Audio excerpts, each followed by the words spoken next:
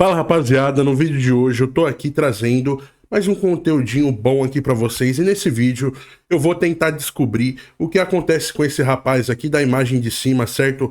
Memphis Depay, o que acontece, simplesmente o fenômeno Memphis Depay na seleção e Memphis Depay no Corinthians. Hoje eu quero tentar entender o porquê dessa discrepância, o porquê acontece isso. São jogadores totalmente diferentes, um no clube e o outro na seleção, não são o mesmo jogador. Mesmo o Memphis Depay vindo em baixa no Corinthians, ele continua sendo convocado para a seleção dele e ele vem entregando e entregando demais, tá? Nesse vídeo aqui eu vou trazer os números dele pelo Corinthians, pela seleção, vou trazer também os elencos. Claro que eu não quero comparar aqui diretamente a seleção da Holanda com o Corinthians, né? Mas eu quero tentar entender se isso entra em algum dos critérios também aqui, certo? Mas antes de tudo, eu vou pedir para que vocês deixem um like nesse vídeo, se inscrevam nesse humilde canal, certo? Para dar aquela força aqui. Eu vou deixar o videozinho passando, aquele mesmo esquema do último vídeo aí. Vou manter uma constância de vídeos nesse canal. Só tá um pouco devagar, só tá assim, a questão dos assuntos, né? Porque simplesmente eu tô trazendo um vídeo do Memphis Depay, né? Senão eu estaria trazendo um vídeo ali do Mbappé no Real Madrid. Mas essa data FIFA dá uma pegada e graças a Deus temos o Memphis Depay aí da data FIFA, que é outro jogador impressionante, que vai nos permitir gravar esse videozinho aqui, certo? Vamos começar aqui trazendo os números de Memphis Depay nessa temporada até agora pelo Corinthians, certo? Até o momento ele tem 39 jogos, 8 gols e 10 assistências, né? 18 participações diretas em gols em 39 jogos não são números ruins, cara. Não são números ruins. Porém, é aquilo, né? A gente esperava mais do jogador e no fim do ano passado, né, da metade pro meio do ano passado, quando ele chegou no clube, ele demonstrou que ele podia não, né? Que ele é esse jogador que tem essa qualidade para fazer o diferencial, tanto que os números dele até dezembro, né, até o fim da temporada, foram números muito bons, assim, na minha opinião. E é aquilo, né? Pegando o ritmo, ele tava um tempo parado, então ele tava um pouquinho acima do peso ideal dele. E mesmo assim, ele trazia um impacto muito grande no jogo com sua qualidade técnica, sua visão de jogo. Ele para quem pensa que o Memphis Depay é aquele cara goleador ali mais da frente ali na ponta de lança, né? E é aquele cara que vai fazer muitos gols. Não, ele é um cara mais técnico, aquele cara ali mais falso 9. Ele pensa mais ali no jogo fora da área, ele consegue contribuir bastante com passes. Com movimentação nem tanto, porque é aquilo, né? Ele é um cara assim que tá meio pesadão, pelo menos jogando no Corinthians, ele se mostra um pouco, parece até que ele joga um pouco de preguiça, né? É até esquisito isso daí. Não queria falar isso, né? Mas parece que o Memphis Depay no Corinthians joga com um pouco de preguiça, né? Joga assim um pouco, parece que ele tá assim subestimando os adversários dele, né? Parece que ele coloca todo mundo assim pra merda e é isso, né? Dificilmente você vê uma entrega séria, um pique sério dele assim. Mas ali, né, quem corre é a bola, ele acha com os passes muito bom também. Essa contribuição dele com visão de jogo e tudo mais, ele é um cara muito bom nisso. E eu quero vir aqui trazer o ponto principal desse vídeo, né? Que é a diferença dele do Corinthians para a Holanda, que na Holanda simplesmente ele tem 8 jogos nesse ano de 2025, 8 gols e 4 assistências, tá? O cara é totalmente diferente. Você vê ele jogando pela Holanda, ele é um cara que contribui com a pressão, ele sai correndo mesmo, parece que ele não cansa, é outro jogador. E, cara, é bem esquisito até quando você para assistir um jogo dele, porque você, por exemplo, eu que costumo acompanhar os jogos do Corinthians, né? Atualmente ele não vem jogando porque ele estava se recuperando de lesão. Ele também tem esse problema que ele não consegue manter uma constância, assim, digo, em jogos, uma sequência de jogos boas, né? Ele sempre tem um probleminha muscular ali, ou tem um jogo ali que ele precisa poupar, mas é aquilo, né? É, são cenários completamente diferentes. Seleção contribui para esse jogo mais lento, que é o que ele gosta, esse jogo mais cadenciado, mais pesado. né? Que ele também não é um jogador que consegue ter essa entrega física, essa questão assim de velocidade, de força, ele entrega, né? Eu ia falar que ele não conseguia entregar força, mas ele é sim um jogador muito forte. Mas na questão de velocidade ele não consegue ter essa entrega. E seleção favorece muito isso, jogos por seleções, jogos internacionais, porque é um ritmo mais lento. O pessoal ali não tá acostumado a jogar com outro jogador que tá do seu lado todo dia. Basicamente, ele se. A cada. É claro, né? Nesse começo de temporada europeia, a data FIFA é nos 3 primeiros meses, né? Setembro, outubro e novembro, se eu não me engano. Então tem essa sequência boa aí de data FIFA, eu que não gosto particularmente. Mas é aquilo, né? O cara joga 2 jogos. No clube ele joga com o cara ali toda semana, todo mês, todo dia, tá treinando com o mesmo cara. Então isso favorece com que o ritmo do jogo seja mais lento, seja mais pensado. Eu acho que é até por isso que ele consegue ir tão bem na seleção. Além de, claro, eu vou trazer aqui simplesmente a formação das duas equipes, né? A escalação das duas equipes, né? No gol, comparando. Comparando não, né? Eu não vou comparar, não vou fazer uma covardia dessas daí, comparar a seleção da Holanda com o Corinthians, né? Mas no gol tem o Verbruggen, goleiro do Brighton, que é um goleiro, assim, muito promissor, um goleiro muito jovem, pegador de pênalti, é um goleiro, assim, que no futuro provavelmente a gente vai ver ele num clube bem maior e desempenhando bem lá, que é uma promessa muito grande no gol. Na lateral esquerda tem o Maatzen, que se eu não me engano é da Aston Villa, é um ótimo lateral também, é aquele cara de velocidade, gosta de fazer essa ala.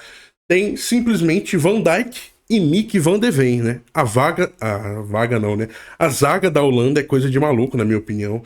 Simplesmente um time onde tem Van Dijk e Van de Ven pô, você pode confiar ali na parte de trás do campo e os caras ali vão segurar bastante a barra, né?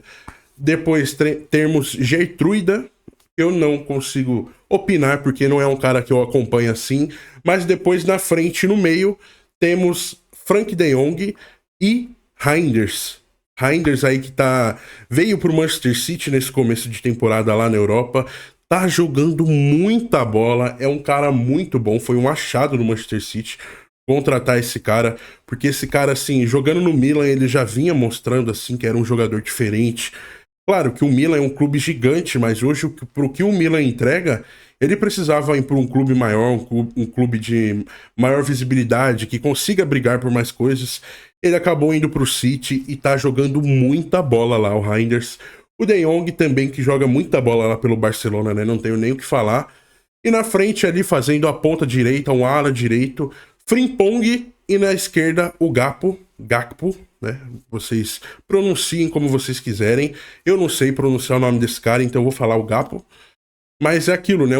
Dois jogadores do Liverpool, na verdade, né? Frimpong, que começou essa temporada no Liverpool, não chamando lá, assim, não sendo aquelas coisas que o pessoal esperava. Ele lá no Leverkusen, ele era, assim, esse jogador absurdo, monstruoso. Mas no Liverpool agora ele ainda tá engrenando. Acredito que ele tá pegando o ritmo, tá se adaptando. E o Gakpo é aquele cara ali versátil, né? É aquele cara que consegue jogar várias posições, joga de 9 na esquerda, já jogou na direita, já jogou de 10, falso 9. Então é um cara muito versátil, o Gakpo, um cara muito inteligente dentro de campo também. E atrás do Depay tem o Kluivert ou Xavi Simons, né? O Depay que faz o 9, o último cara ali do ataque, e atrás dele ou tem Xavi Simons ou tem Kluivert. Então é simplesmente outro patamar, né? E no Corinthians a gente vai trazer aqui também, porque a gente é justo, né? A gente é justo nas nossas análises aqui. E o Corinthians tem a escalação quando tá o time todo saudável, né? Vamos jogar as duas equipes no cenário ideal de cada uma, e a do Corinthians é o seguinte: Hugo Souza, Mateuzinho, Gustavo Henrique, aí varia ali, Félix Torres ou André Ramalho, mas deixam muito a desejar ainda, por isso que não é fixo. Mas o Gustavo Henrique é mais fixo, é mais constante do que esses caras. Depois na lateral esquerda tem o Bidu, que tá jogando muita bola. Mateuzinho também tá jogando muita bola ultimamente. Hugo Souza, goleiro de seleção aí, né? É um goleiro muito bom, sou muito fã do Hugo Souza. Eu acho que esse cara tem um teto absurdo para ele alcançar. E que se ele continuar focado assim, cuidando assim da parte física, parte mental, toda essa questão, eu acho sim que ele vai ser um goleiro aí para os próximos ciclos de Copa do Mundo, já que o Alisson, assim, não vou falar que ele tá velho, mas a gente nunca sabe quando o desempenho dele vai começar a cair mesmo de fato. Até agora, o Alisson tá bem demais no Liverpool, porém ele tá tendo muita questão assim de lesões chatinhas assim, que tiram ele de momentos cruciais da temporada. E não é normal um goleiro ter tantas, assim, lesões pequenas igual o Alisson tá tendo ultimamente, né? Nesses últimos 2 anos, né? Então, por isso que eu acho que o Hugo Souza tem um potencial enorme aí. E quem sabe, assim, abaixo de. Visando a hierarquia da seleção, tem o Alisson, tinha o Ederson, porém o Ederson não vinha de um momento muito bom. Ele acabou indo lá pra Turquia, acho, se eu não me engano, acho que foi pro Fenerbahçe. Fenerbahçe, não sei. Fenerbahçe, né? Acabou indo pra lá, jogando pra lá, mas ele já não vinha no momento em alta. O último ano dele pelo Manchester City, a temporada 24-25 foi bem esquisitinha. Porém, é aquilo, né? Porém não, né? E é aquilo, ele já não é aquele goleiro que eu acredito que ele já não vai pra próxima Copa também. Claro, a não ser que tenha uma penca de jogador machucado aí. Mas abaixo do Alisson hoje em dia, na minha opinião, é o Hugo Souza, cara. Porque muita gente fala assim de Léo Jardim, Brazão, tem o goleirinho lá do Villarreal também que tá jogando bem, o Cauã Santos, que tá lá no Frankfurt. Mas esses caras, eles não chegaram nem a ser testados, né? E o Hugo Souza, ele, claro, ele não foi testado em jogo, mas ele já tá vindo, se eu não me engano, de 3 convocações seguidas já com a seleção. Então é um cara que já tá por dentro, já tá antenado, tá mostrando serviço pro Ancelotti lá dentro dos treinos. No clube, o Hugo Souza também salva muito a pele do Corinthians. Claro, tem uns errinhos ainda, mas é porque ele é um goleiro considerado jovem, né? Tem seus 25, 26 anos, então, e visando, né, os goleiros grandes que a gente tem, eles atingem o seu auge ali para os 29 e 30, né, após isso, e mantém ali até os 35. Então é um cara que tem, teoricamente, o seu auge, o seu teto para alcançar ainda. E, na minha opinião, hoje, abaixo do Alisson, o Hugo Souza é o segundo jogador aí na confiança de Ancelotti. Essa questão dos pênaltis também ajuda muito. Depois temos, né? Depois não, né? Depois de eu falar muito já, que eu falei tanto assim. Deixa eu só voltar o videozinho pro começo. Inclusive, peguei o videozinho do fundo aí do Mano S. Pô, não sei, é um canal de edit do Corinthians ali, ó. Tá até o arroba aqui, ó, do parceirinho aí, ó. Depois aí, se vocês quiserem, vocês conferem lá o canal do cara. Dá uma moral também, né? Peguei o vídeo do cara para deixar no fundo, dá aquela moral para ele aí, né? E no meio do Corinthians a gente tem o Ranieri, José Martinez, o Carrilho e o Garro. Assim, o meio muito bom, tá? Assim, olhando Carrilho e Garro, são 2 caras muito criativos, esses caras que criam mais jogadas. O Carrilho é aquele cara que consegue sair de situações difíceis, é um cara que mantém mais a posse de bola com ele e é aquele cara que vai levando. Assim, eu ia comparar ele com um jogador assim que faz isso muito bem, mas eu não vou fazer isso. Tem muita gente que não sabe interpretar, então eu não vou nem comparar ele. Mas ele é um cara assim de posse, é um cara que gosta de jogar no espaço curto ali, o Carrilho. E o Garro já é o cara mais criativo, né? Que acha as bolas, faz um atacante sombra ali no ataque quando ele não tá com a bola. Então é esse cara. São 2 jogadores muito bons. E tem o Martinez aí, que é um baita de um volante, assim, na questão defensiva eu acho que ele vai muito bem.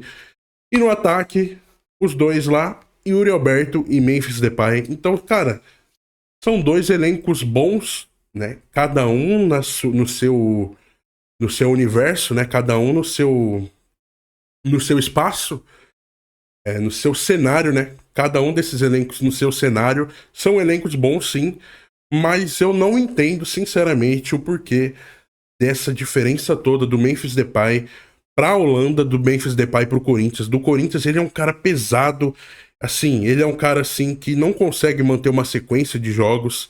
Agora, ele na Holanda, ele é um cara que pressiona, é um cara que dá passe, faz gol. Como eu falei nos números, o cara tem 12 participações em gols em 8 jogos, pô. É muita coisa, enquanto no Corinthians ele tem 39 jogos e 18 participações.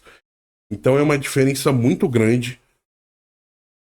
E o nível de enfrentamento também, eu acredito que que no geral é mais baixo, né? Ele estando no Corinthians, porque não é toda rodada que ele vai pegar um Flamengo, um Palmeiras.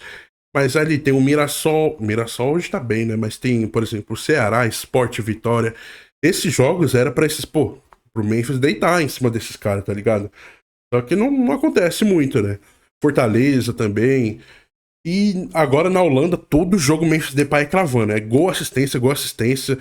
Desses 8 jogos, só teve um desses jogos que ele passou em branco sem dar nenhuma participação. Então é uma diferença muito grande. Mas eu acho que também se dá muito pelo ritmo lento de jogo, que é o jogo de seleções, é um jogo mais lento, um jogo mais pensado, muito passe. Transição, a Holanda não faz muito, justamente. E quando faz, não é o Memphis Depay que finaliza, porque justamente ele não é um cara rápido. Então se dá muito ali pelo Maatsen, Frimpong, esses caras que levam a bola e acham o Gappo. Então em transições são sempre esses 3 caras que fazem essa dinâmica, esse comando. E o Memphis Depay, nesse jogo cadenciado, favorece ele. No jogo do Corinthians, que é um jogo assim mais... Assim, um jogo mais imprevisível, né? Mais inconstante. Não falando assim que o time é mal treinado, nem nada, que o time não sabe o que fazer. Mas tem momentos do jogo assim que o ritmo aumenta e diminui, aumenta e diminui.